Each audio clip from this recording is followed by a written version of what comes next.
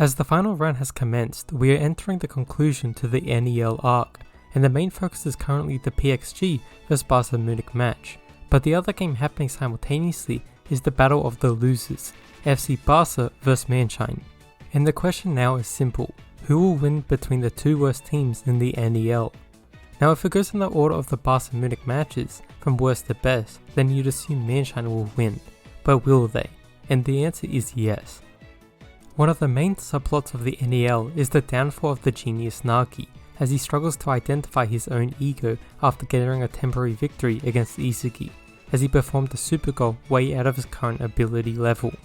After every round, his downfall and regression is expressed, and we're at a point where Rio and Nagi have one game left to prove themselves before the U20 World Cup. It's their final chance to redeem themselves, especially since if they don't show up now, they may not sub into any game in the U20 tournament, or worst case, fail to survive the NEL. This Manshine vs FC Barcha game is going to be the build up to the start of Nagi's reawakening, and his development, as it will help him with the two things he needs most. Firstly, becoming more active and creative, and secondly, to find his own ego and understand himself. It makes perfect sense for Nagi and by extension Manshine to overcome the creative team known as FC Barcha in this final game, and lead to Nagi's reawakening. And I'm confident that Nagi will end up realizing his ego, which I'm predicting to relate to being excited and having fun, as well as ending in a hat-trick. But to understand why he will reawaken, we have to talk about why he is struggling in the first place. Manshine is a team focused on physicality, as their playstyle is about speed and rushing. But what's funny is that Nagi is a person who is suffering due to a lack of creativity and not understanding his own ego. And so FC Barcha would ironically be one of the best teams for him to join. But I do want to say Chris as a master is still doing a great job and is still an amazing coach for Manshine and Nagi too. As we learn about Manshine's backstory, we see Chris warn the players about being over-reliant on their own talent, and secondly, how a prodigy's talent can wither away. What's also important is how he talks about not understanding success and how it can curse you, and as we all know, the genius Nagi is currently cursed due to his fluke goal and having a down spiral. Now a curse can be broken, as we know Chris recovered previously, and we know Chris hasn't lost faith and trust in Nagi to get out of his slump, which we will finally see in this match. And even if his development happens off screen, we will eventually see it happen in episode Nagi anyway. Although Chris directly enhanced Nagi's physical abilities, his bigger issue is that he is a lazy genius, and secondly, a baby chick. He has limited knowledge and creativity in understanding his ego, which is why Agi, the mad doctor, comes to help Nagi develop too. Nagi's playstyle and skill directly relates to his teammates, unlike the other top dogs in Blue Lock, who draw out the most of their teammates and lead to their developments too, like Isugi, Burrow and Reen. And so Chris and Agi's objective in the NEL is for Nagi to finally start consistently playing actively. That way he overcomes his weakness and can awaken, and become a person who can help push and improve his teammates too.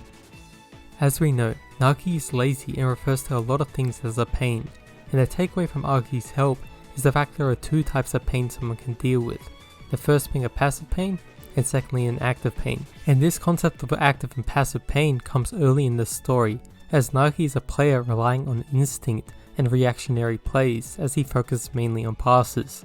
The first time Nagi even thought actively was in the 4v4 against Kiora, where he tried to overcome his weakness. Every other match before then had him moving more, but doing so without thinking and moving intuitively. This whole concept of struggling and developing through adversity, this pain he needs to actively fix, is what will help him evolve, and to do that he must play actively and become creative. Onto the actual game, we see that Nagi's ambitions are set on defeating Isugi. He has no interest in the salaries. But beating Isugi is a short-term goal, and not his ego. Other characters like Baro, Reen, Chigiri and Nico have also stated they wanted to beat Isugi, but it's just a goal for them and not the egos, i.e. Baro being a king and Reen being a destroyer. So even though that's his objective, I'm confident it's not his true ego, which is why he turns clueless after being Isugi, as he has no future goal. Nagi goes under development and attempts to think and create plays that he can envision before acting, something that Isugi also does. And he pushes through this active pain both by dribbling and thinking about his past, and even though Yukimiya stops his shot, he's shown a new and evolved Nagi, although Agi still criticized his play. Now the thing is, Nagi and Isugi are both developing, and it's important to why Nagi will have a downfall. Changing old habits is difficult, but Nagi is trying to develop. But once Isugi actively learns Metavision, things change. Like Isugi reaches creative plays and Barcha and Munich end up scoring. With his back against the wall, Nagi's downfall has begun, as he asks Ryo for help. As we know, Ryo is fine with not being codependent at this point, and was fine changing, but now he's in a predicament as he crawls back to Ryo, and throwing away his creativity as he wants to beat Isugi. And the most important takeaway from this moment is the fact Nagi is not having fun anymore, as I believe getting excited and having fun is his true ego, which I'll explain later. We must look back to the concept of flow by ego. To enter flow, you must be challenged and not bored, and you must perform actively to attain it, and that unique joy is the ego. While coming to the match when both Nagi and Isugi are developing, both characters feel this challenge. As he worries about developing his creativity, and as he sees Isugi develop at an explosive rate, Nagi's anxiety will go up to a point where he can't handle the challenge, and so he regresses back to his roots into this passive trance, where he focuses on the ball and codependency with Ryo, so he can minimize this challenge to an achievable goal. A new soccer with Ryo is his new dream, and we see his excitement, and we see Ryo to be the one to think for Nagi now, which makes Agi annoyed as he destroys his development, and we see him awaken to score one of the most impressive goals and emotionally celebrate. With Ryo, he's able to evolve at an explosive rate, like Isugi did, and as a result of beating him, his ego dissipates, and with his super goal, his curse and downfall has begun, and as he doesn't know what's next, his deep ego will now be tested. He proceeds to lose against PXG and Ubis, questioning both Rin and Baro about their motivations, and after re-evaluating everyone's advice, he comes to the conclusion they must change, and we see Nagi begin to fire up again. So knowing about why and what caused his downfall, the next question is why Nagi and Manshine will develop in this game specifically. Well, the main reason to why Manshine will win is because who they are playing. If you didn't know, Nagi has played with the most blue lockers already, whether it be in the second or third selection or even the NEL. But if you look at some of the characters involved, you have Ryo and Chigiri, but you also have Neo, the guy marking Nagi, you have Hiragi who made a huge impression on Nagi, and even the third selection characters like Sunzaki and Himizu. A lot of these characters involved in the final match have directly contributed in some way to Nagi's development previously. But of all the characters in the match, the most important to Nagi's awakening is Barcha. He is someone I truly believe will be the final person to help Nagi understand his own ego, but to understand why, we have to go way back to the beginning of the story. Barcha is a character introduced talking about his own monster, and he sees Isugi's too. And so from early on in the story, we see Barcha has a key eye in understanding people's egos, and so it makes sense for him to be the last person to guide Nagi, especially since he's overcome his own struggles before. And in their first match, we see Barcha directly state, if you don't have fun, you can't win. And this is a big theme going forward, since I believe Nagi's ego tightly relates to this theme, and was the reason he went back to Ryo. With that being said, let's jump back to Nagi's introduction at the very beginning. From Nagi's spin-off manga, we know that this is a story of Nagi developing and finding his own ego to become the best. As we know, Nagi is regularly seen playing on his phone, which can trace the ego later talking about how a phone can lead to a passive state, with ego highlighting that the flow trance has to be actively required, something he hasn't done yet. And that's why I think that when he plays on his phone, and it highlights that he almost died before meeting Ryo, to dying after meeting him, means that his old boring life has died, and it's a start for the new Nagi. With ego emphasizing that a player's unique joy leads to their own ego, that requires Nagi to finally figure out what this exactly is for him. More than that, Nagi does not actively like soccer coming into Blue Lock, and I think one of the key questions Ryo asks him is whether he is actually having fun, which he himself does not know. And don't forget, like Barcha said, having fun is a necessity to win.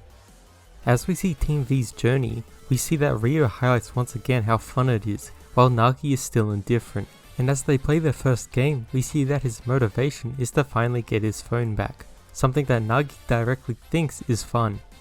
We have neither Team Y, Team W or Team X ignite Nagi's ego. That is until Barcha enters flow and calls Nagi a useless slave who relies on others, and we see that Barcha scores by his lonesome, and this is the first time Nagi gets fired up. Nagi goes on to score another goal, and Barcha proceeds to call him boring again, and we see Nagi finally try and take the initiative as he takes the 1v1 against Barcha, the not so boring option. And we see Barcha acknowledge Nagi's ego, the one dictated as death, and we see Nagi question why he got so fired up at that moment.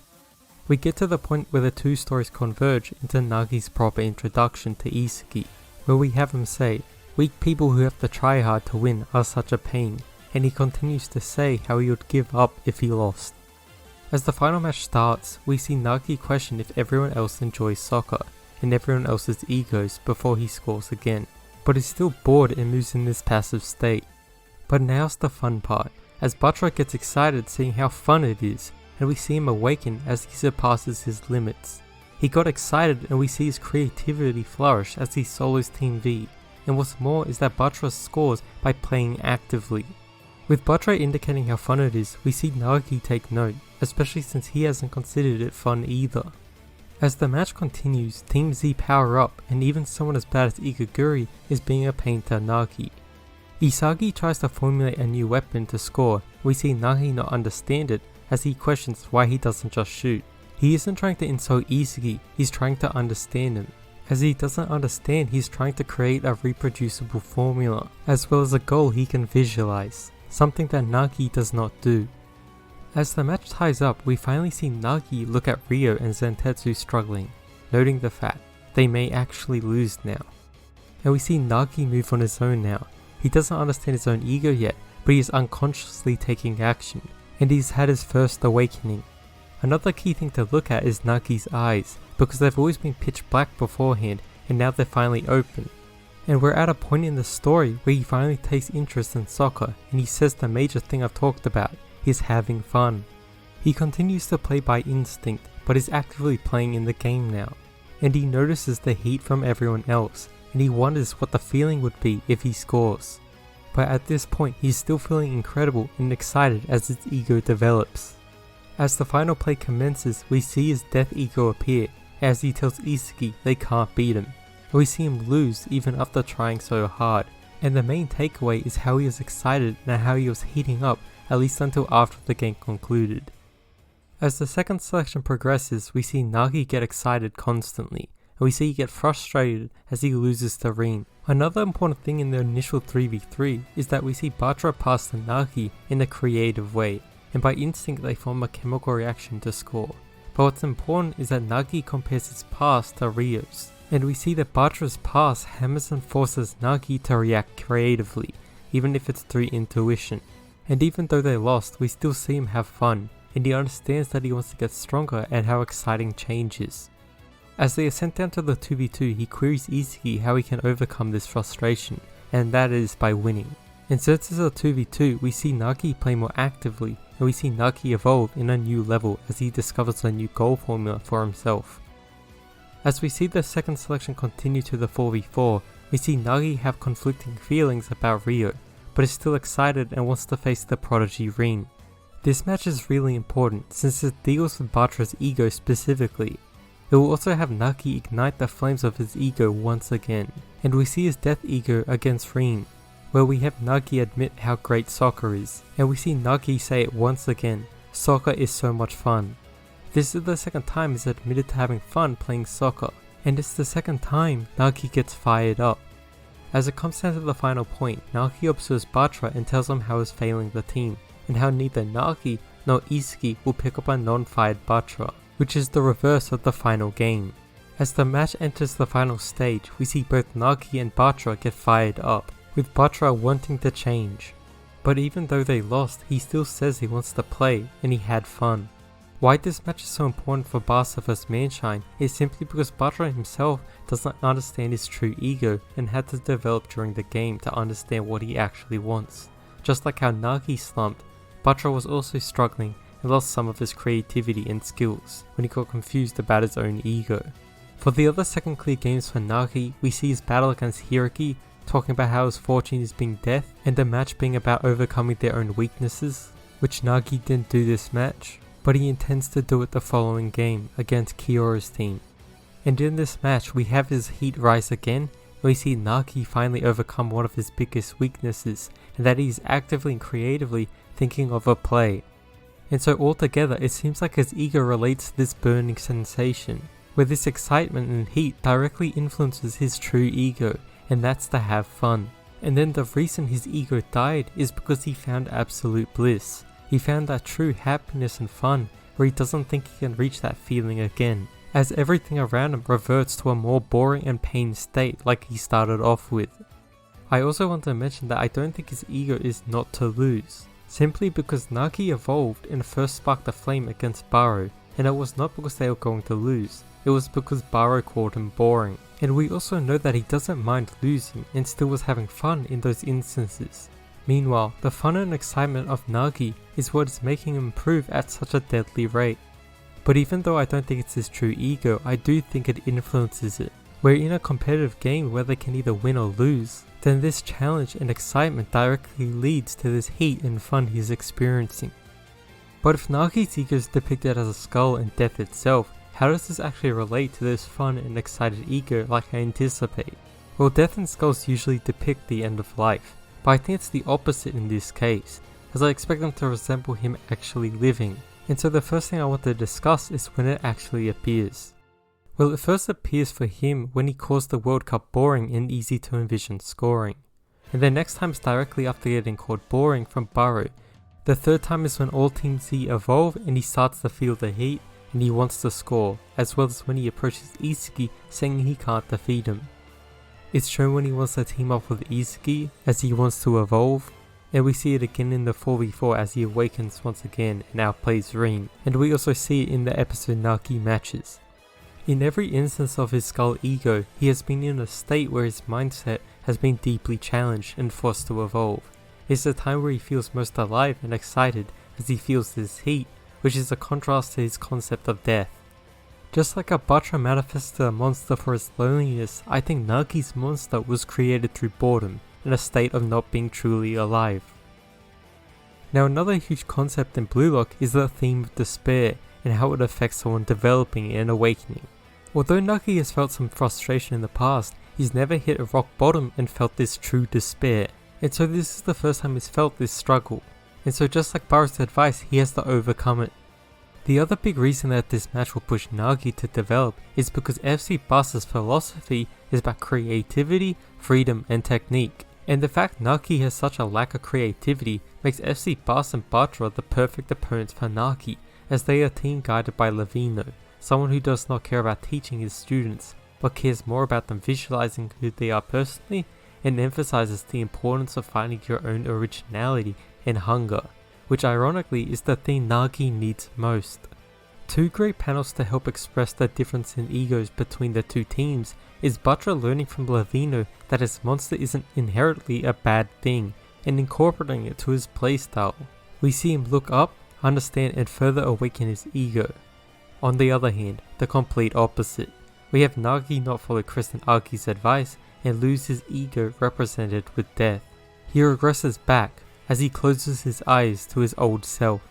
The team's philosophy and free-minded environment causes their originality to bloom, and so going against this creativity behemoth, then we will likely see Nagi have fun again, rediscover his true ego and improve his creativity, fixing a lot of his issues before the U20 World Cup. So now that I've said what caused the issues and why FC Barcha vs Manshine sets up for Nagi's development, the final question is what does Nagi actually have to do to awaken and why his build up will result in a hat-trick. Well, for Nagi to awaken, I think the biggest hints are through Ego's previous advice. Now the first tip from Ego is turning a 0 to a 1, utilizing their weapon, and we know that Chris and Nagi have discussed about it previously, and so I think the first thing he has to do is crawl back to Agi and ask for help, where he will have to start thinking actively and he can use his trapping as a way to reset the play back to 0. The second piece of advice from Ego was him talking about reproducibility and to find a formula to reach it. As we know from his fluke goal, he scored a goal that can't be reproduced, so in this upcoming game he has to create a goal formula that he can actively understand and can replicate. And this is partially why I think he needs to score at least 2 goals and a potential hat-trick, he has to show the world he can in fact score a reproducible goal, and to produce such a goal, he has to understand and verbalize it. Now the next piece of advice is the concept of an awakening, and to awaken is to learn. We have ego directly state, piling up mistakes through trial and error or pushing one's limit to win, which causes an ego to bloom. It's a moment you learn who you truly are, so in this match Nagi needs to separate from Rio and lose their codependence. And most of all, he has to endure this pain and frustration to grow. And so if FC Barcha go up 2-0 against Manshine, like I'm expecting, he has to still try and be creative and actively thinking. He can't go back to Rio in his old self, like the Barca Munich match. And so he have to push through this act of pain to fully awaken.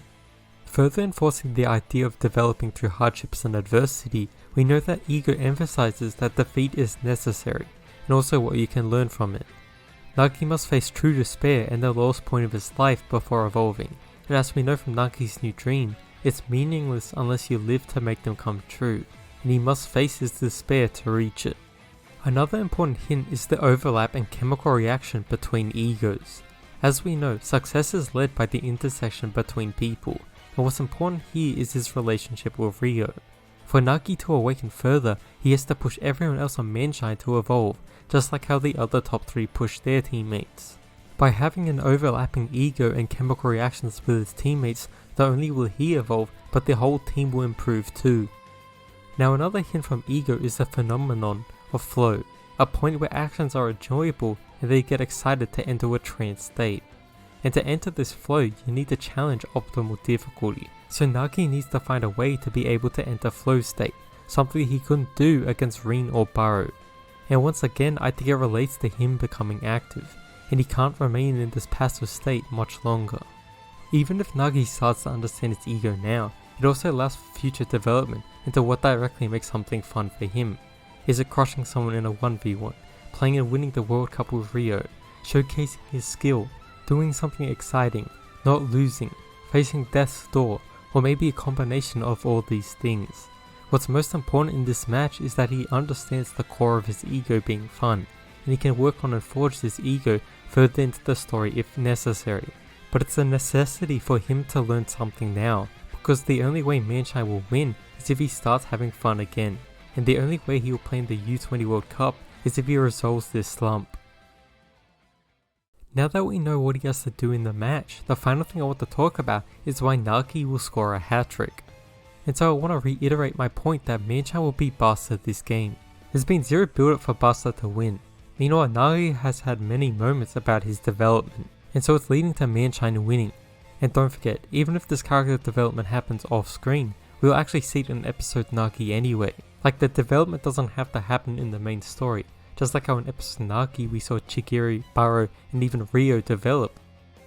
Barca Munich being the easiest to hardest teams in the NEL would mean that Manshine would be better than FC Barcha. But the other reason I don't see Barca winning is simply because I don't think Barca will score a hat-trick, and I think that's the only option. Realistically, Barca only have 2 competent players, Atoya and Bachara, but I really doubt Atoya will score, simply because his salary is already really high currently, and so a second goal could put him in the final top 10, which would be a bit weird given his relevance in the story. But the thing is, to score a hat-trick has to have narrative reasoning. For both Ring and Barrow, it was used to hype the following games, so Barca Munich's match is more intense. And then there's someone like Iski who needs it to be rank 1, but there's no narrative reason for Bachara to score a hat-trick and win. But Nagi's normally put on the same level as Barrow, Iski and Rin as a top striker for Blue Lock. But since this is a match about Nagi's development, then it makes more sense that he scores a hat-trick or at least Manshine win. And another big reason Nagi will have a good performance is to get subbed in any U20 game, you have to justify a spot for him to play. And if he doesn't score this match, then what's the incentive to play him over any other striker? So even if he makes the top 23, there's no justification for Ego to actually sub him in any game, and so he'll just be a bench warmer for most of the arc if he doesn't evolve now, and the same thing will happen to Rio. It also doesn't help that Ego's not fond of Nagi, and so Nagi has to show his deep ego before the U20 World Cup. And so if he scores a hat-trick, then he can join the other top strikers and deserve a rightful spot on the roster. So I'm extremely confident that Manshine will win the match, and if they win that means they must have 3 goals. But there's only really 5 people who could score. The first one I briefly want to talk about is Chris. He is a bit of a glory seeker, so I wouldn't be shocked if he tried to score the final goal. But it would be a bit anticlimactic if he scored the final goal in the NEL. I guess the same thing could be said about Levino. Even though either Master Striker could score, I just don't think it's very likely. Now the thing is, does Nagi actually have to score a hat-trick, or is 1 goal sufficient? The fact there's a huge emphasis in reproducibility makes me believe that Nagi must score at least a brace. Scoring no goals wouldn't make much sense, since it's about his development, and I think a singular goal would be a bit underwhelming after all this development, although it's a possibility if he scores the final goal. So I think it's most likely he scores at least 2 goals. So would he get a hat-trick, or would the 3rd goal go to either Ryo, Chigiri or Aki? Well, ideally Chigiri would score, but my big issue is that Kunigami likely won't score either. Both characters Chigiri and Kuni are referred to as equals and roughly similar, so they should get a similar salary in total goals. So I think it's most likely that Chigiri assists Nagi, just like how Kunigami assisted Isugi. But on the other hand, I could see Ryo break free from his codependence with Nagi and assist Chigiri instead, then have Nagi a brace. But continuing with breaking free from his codependence, could Ryo actually score a goal? We do know he has the abilities to score, just like the 3rd selection, but he's written more as a midfielder currently, and so I think it's more likely that he assists either Chigiri or Nagi. Now the final person to talk about is Agi, as he could score a goal too. As we're coming up to the U20 World Cup, him scoring now could hype him up in the England match. But my reasoning for him not scoring now is simply because Chris keeps telling him to focus on Nagi's development, and so I don't think he'll score now.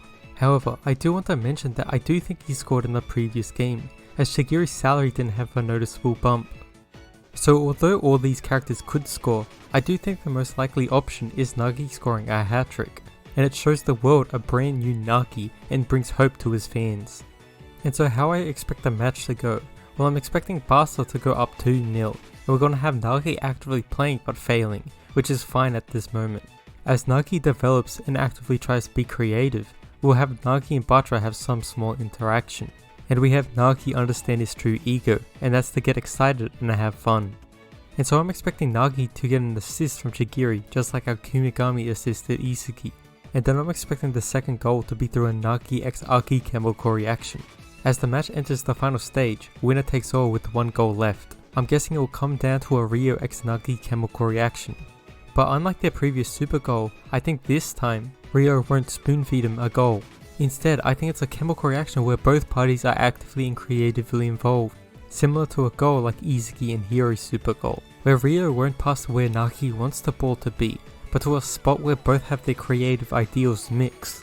As both improve and develop in the game, they'll both survive the NEL, and prove the ego they're worth playing in the U20 World Cup.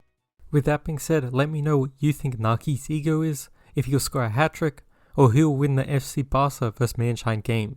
And as always, Buddha be praised, take care, and have a good day.